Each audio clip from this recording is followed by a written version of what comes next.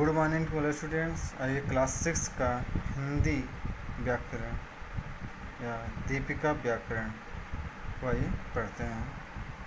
पहला लेसन है आपका भाषा, लिपि एवं वर्तनी, लैंग्वेज, स्क्रिप्ट एंड स्पेलिंग। आइए भाषा की परिभाषा देखते हैं।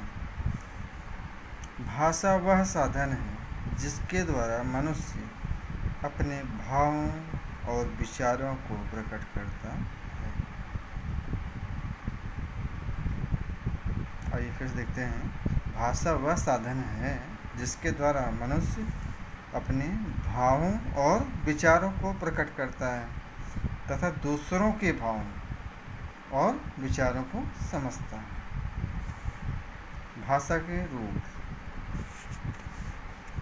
आइए भाषा को दो भागों में बांटा गया है, मौखिक भाषा और लिखित भाषा। नंबर 1 पर है मौखिक भाषा। प्रायः टेलीविज़न या रेडियो में हम कार्यक्रम देखते या सुनते हैं। भाषण या संवाद भी हम नाटकों द्वारा सुनते हैं। इन्हें सुनना, परिचय लेना या देना,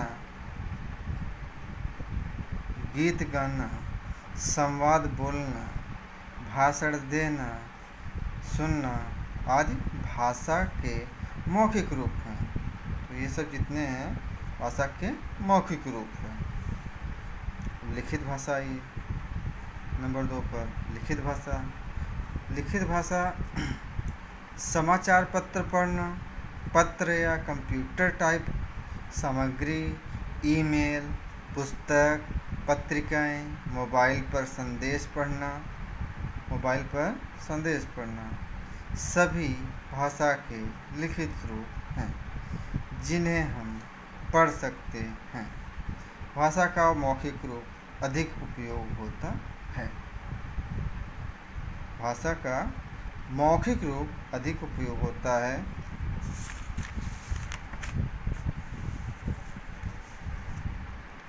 भाषा का लिखित रूप का विकास बाद में हुआ। भाषा का मुख्य रूप मौखिक और लिखित रूप गौण है। भाषा का मुख्य रूप मौखिक और लिखित रूप गौण है। हमारे देश में अलग अलग राज्यों में अलग अलग भाषाएं बोली व समझी जाती हैं, जैसे पंजाबी, मराठी, बंगाली, भोजपुरी आदि। आइए आगे बढ़ते हैं। 14 सितंबर 1949 को हिंदी को राजभाषा घोषित किया गया। 14 सितंबर 1949 को हिंदी को राजभाषा घोषित किया गया था। इसलिए प्रतिवर्ष यह दिन हिंदी दिवस के रूप में मनाया जाता है। अब लिपि का नंबर आता है। आइए लिपि को जानते हैं। भाषा को लिखने के लिए हम जिन चिन्हों का प्रयोग करते हैं उन्हें लिपि कहते हैं। भाषा को लिखने के लिए हम जिन चिन्हों का प्रयोग करते हैं उन्हें हम लिपि कहते हैं। लिपि में प्रत्येक ध्वनि के लिए एक चिन्ह होता है। लिपि में प्रत्येक ध्वनि के लिए एक चिन्ह होता है जिसे वर्ण कहा जाता है। कुछ भाषाएं तथा उनकी लिपियां। भाषा और लिपि देखिए। आइए भाषा और लिपि को जानते हैं। हिंदी है। हिंदी की लिपि देवनागरी है। अंग्रेजी का रोमन है। पंजाबी का गुरमुखी। संस्कृत का देवनागरी। तो यहाँ पर हिंदी और संस्कृत दोनों का एक ही लिपि देवनागरी।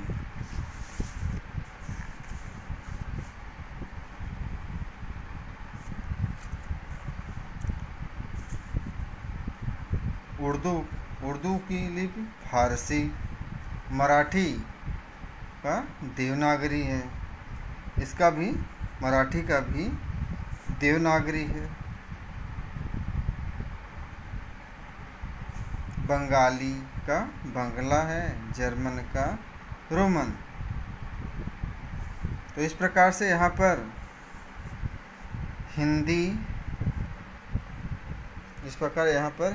हिंदी, संस्कृत और मराठी 3 भाषा का लिपि देवनागरी। भाषा के अंग: नंबर 1 पर वर्ण, नंबर 2 पर शब्द, तीसरे पर वाक्य। नंबर 1 पर वर्ण है। वर्ण भाषा की सबसे छोटी इकाई है। वर्ण भाषा की सबसे छोटी इकाई है जिसके टुकड़े नहीं किए जा सकते। वर्णों के सार्थक क्रम से ही शब्द बनते हैं। वर्णों के सार्थक क्रम से ही शब्द बनते हैं। हर भाषा के निश्चित वर्ण होते हैं। हर भाषा के निश्चित वर्ण होते हैं। हिंदी में ये इस प्रकार हैं।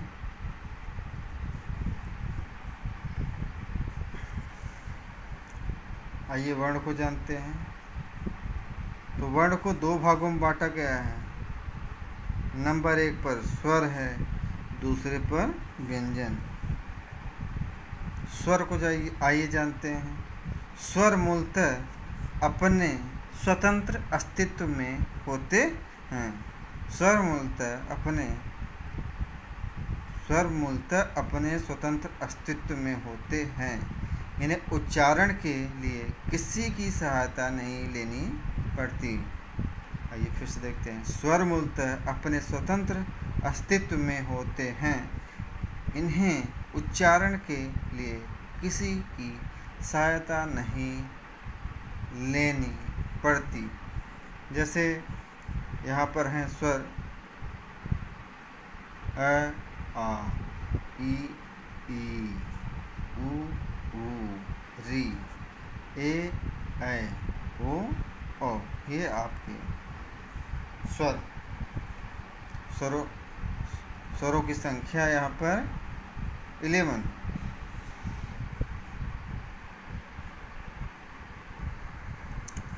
और आइए व्यंजन को देखते हैं। इन्हें हम बिना स्वर की सहायता के नहीं बोल सकते। इनके उच्चारण में वायु बाधा के साथ बाहर निकलती है। इनके उच्चारण में वायु बाधा के साथ बाहर निकलती है, यानी रुकावट के साथ बाहर निकलती है।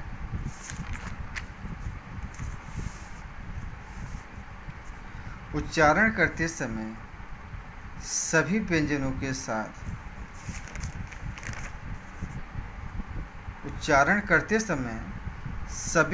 के साथ अ का प्रयोग किया जाता है। क है तो ये आधा ही है, इसके साथ अ लगा देंगे तो क हो जाता है।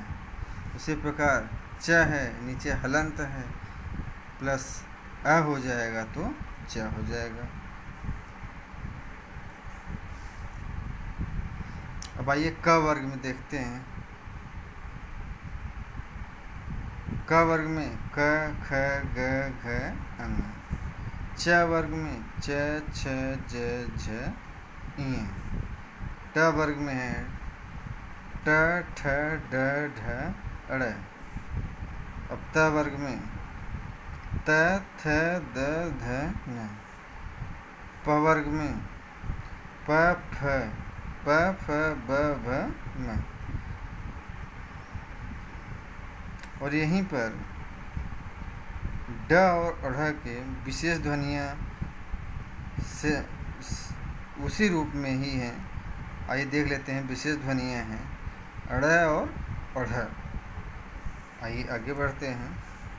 अंतस्थ व्यंजन जो हैं 4 हैं, य, र, ल, व।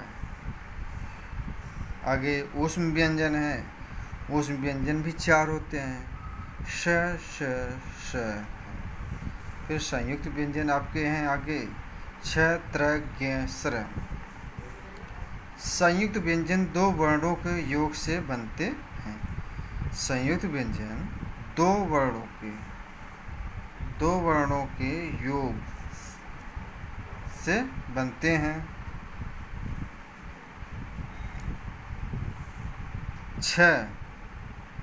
छ को देख लेते हैं। आइए, तो छ है तो क प्लस श, क धन श। क के नीचे हलंत है, क धन श। त्र है,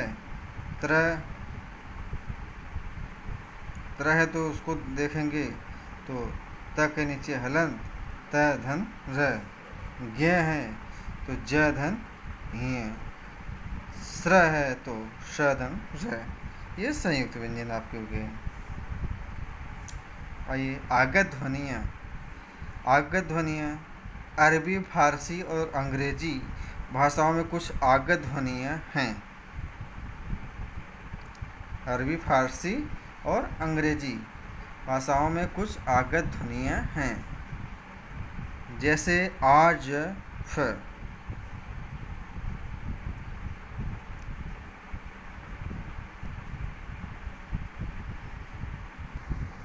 अब आइए आगत ध्वनियों को देखते हैं। स्वर में है तो आ, डॉक्टर लिखा गया है तो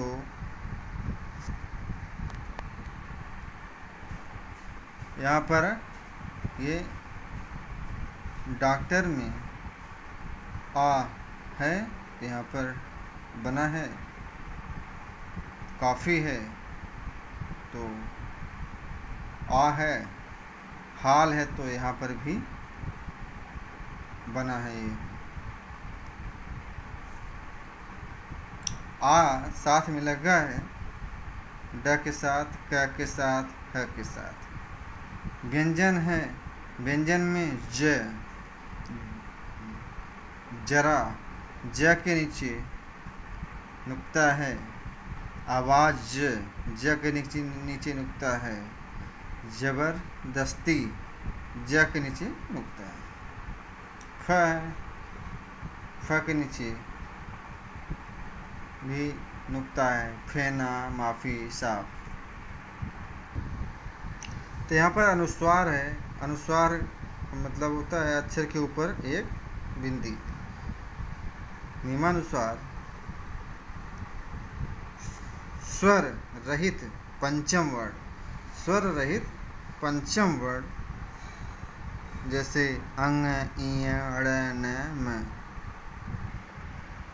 तो यहाँ पर बच्चों अंग, इ, अड़, न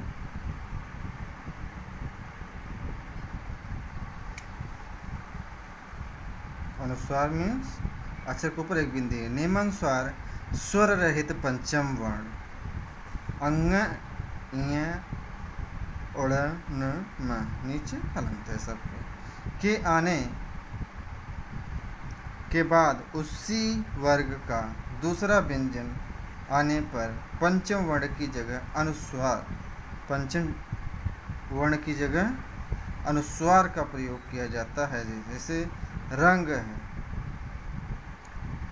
ये यहाँ पर अंग का मात्रा यूज हुआ है। चंचल है, अंडा है, मंदिर है, कंबल है। तो पंचम वर्ण की जगह अनुस्वार का प्रयोग हो जाता है। अन्य स्थितियों में पंचम वर्ण का ही प्रयोग किया जाता है, जैसे सम्मान, अन्न, वाङ्मय,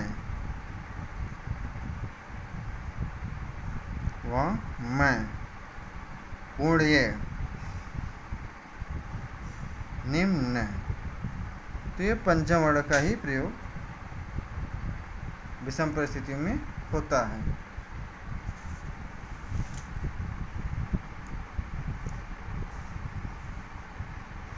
ये अनुनासिक है। अनुनासिक का चिन्ह होता है अक्षर के ऊपर चंद्रबिंदु।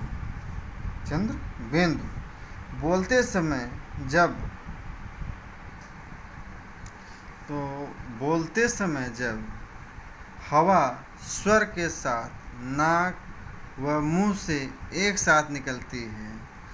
बोलते समय जब हवा स्वर के साथ नाक व मुंह से एक साथ निकलती है, वहाँ अनुनासिक का चिन्ह जो है का प्रयोग किया जाता है। जैसे वहाँ पर यहाँ जो है अनुनासिक का प्रयोग किया गया है। चाँद है तो चाँद में भी अनुनासिक, आंगन है इसमें भी अनुनासिक, पाँच है तो इसमें भी अनुनासिक का प्रयोग किया गया है। तो इस प्रकार ये सब हो गए।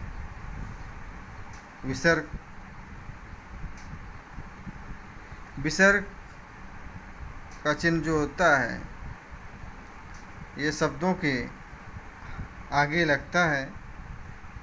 आइए देखते हैं। इसका उच्चारण करते समय ह की हल्की सी ध्वनि आती है। इसका उच्चारण करते समय ह की हल्की सी ध्वनि आती है। जैसे प्रातः, इसमें शब्द के आगे आया है स्वतः, अंततः आदि। तो बच्चों, आज का क्लास यहीं पर समाप्त होता है। नेक्स्ट क्लास के साथ आपसे मिलते हैं।